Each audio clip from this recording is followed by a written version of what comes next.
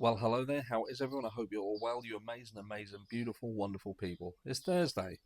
It's Thursday. It's Thursday. It's Thirsty Thursday.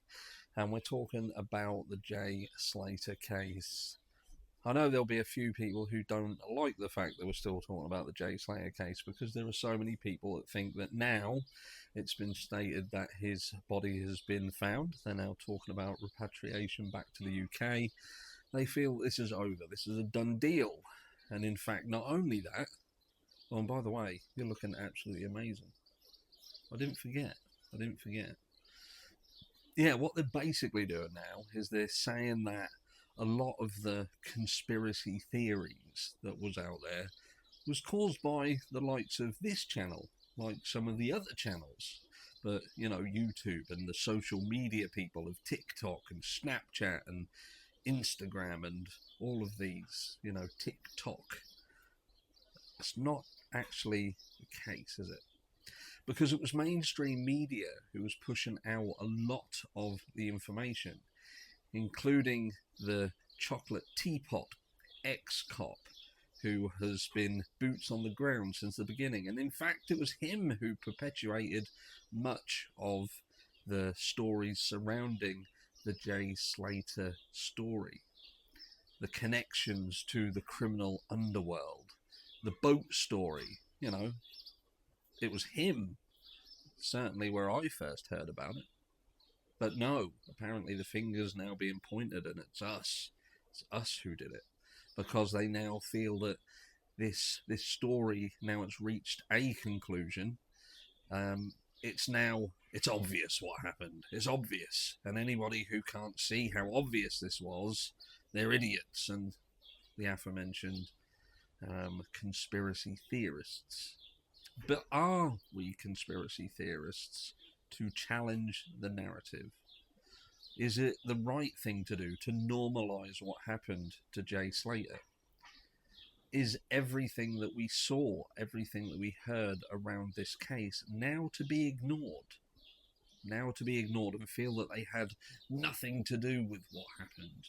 And in fact, this is just a tragic tale of a boy who went out on a 3-day bender and decided to, in some of the reports, it's saying the least, what is it?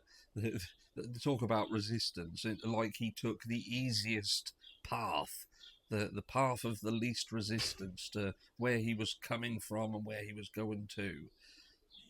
I've never heard so much utter bollocks in my entire life.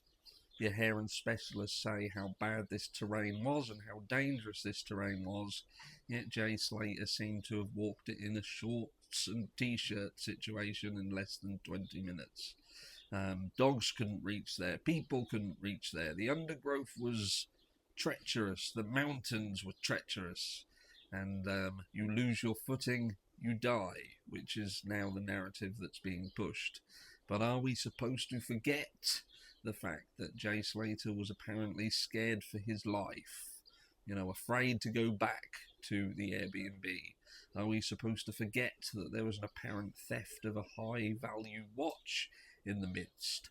Are we supposed to forget the strange Snapchat picture, the last image that was referenced by Rocky, who was one of the last people to see Jay Slater alive, who specifically said, you saw Jay with his, I repeat, you saw Jay with his red blanket. Almost like, well, that we didn't have anything to do with it. He was fine. Look at him in that picture. But Jay seemingly went on this 3-day bender. He would go back to an Airbnb with the aforementioned Ayub Qasim and Rocky. Ayub being an ex-convict involved in drug trafficking. Are we supposed to forget things like this? Are we just supposed to put everything down to coincidence and just accept that Jay Slater turned down a phone charger, turned down a lift, he wasn't wanting to catch the bus, he was ignored that he was going the wrong way, he didn't want to follow the road, which was in fact the path of least resistance, the road. that cut through the dangerous terrain. That was the entire purpose of the road being built, to give people a safe route through a treacherous terrain. But Jay seemingly decided to opt for the path of absolute most resistance. So are we supposed to not consider why this 19-year-old lad decided to take this route? He ignored the aforementioned path of least resistance and seemingly decided to go to a much more dangerous route. Now, some would argue, look, Jay Slater obviously headed towards the coast. This seems to be the narrative that is now wanting to be pushed. It weren't that. It weren't. We was talking about boats and things like that before. But again, that wasn't us. It wasn't channels like mine who made up a story about a boat. It wasn't me who made up a story about a stolen watch. It wasn't me who made up a story that Jay had apparently said that he didn't want to go back to the Airbnb because he felt unsafe. You know, that was mainstream media. That was the boots on the ground people who now want to close the doors. And not us. Not us. This is to do with the others. Look, what I will say is this is likely to come to an end now. A tragic end at that. And there isn't anything we can do about it. We can question things, we can query things, we can question whether it was even possible to obtain fingerprints from a body that was likely out in this heat for best part of a month. Now, I've seen the likes of Bones. I've recently watched the entire, 10 seasons, and I've seen them rehydrate dehydrated skin on hands, in fact. I specifically saw that. So maybe it's possible. I'm not a professional, so I don't know the sort of state, sadly, that a body would be in when left in sort of 20 plus degrees heat for about a month in treacherous terrain, undergrowth, and factoring in not only the heat but potential animal activity as well.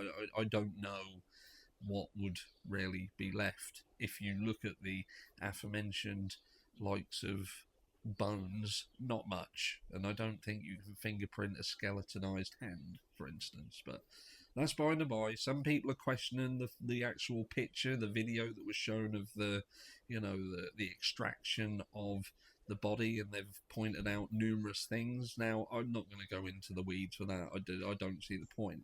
I suppose the point of this video is that when I get back into the UK, we'll do a live and we'll have a chat together and we'll knock heads.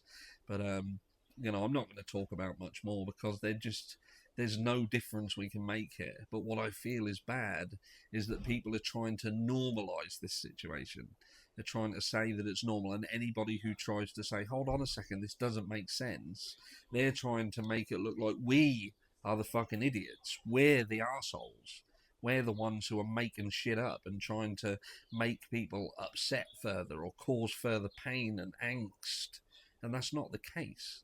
The case is once you've seen something, once you've been told something, you can't unsee that. You can't unscramble scrambled eggs. And when we've heard what we've heard and we've seen what we've seen, and then a young lad ends up deceased, it's not as easy for me to be like, oh, that's all right then. I've got my answer. He obviously took that route for no apparent reason. He was on drugs. We haven't even had a toxicology result yet, but we're supposed to believe he was that high off his kite, which something weren't right here. For him to take the route he took and go the way he went into that terrain rather than the path of least resistance, there was a reason for him doing that. Now look, it could have been that he was indeed under the influence. But Brad seemed to not think so. He said that he was absolutely fine, had no concerns, no worries. So I take Brad's word for it, unless we call Brad a liar. Why would Brad lie? Why would he lie? Who knows? But what we do know is Jay Slater seemingly went where he went and he lost his life.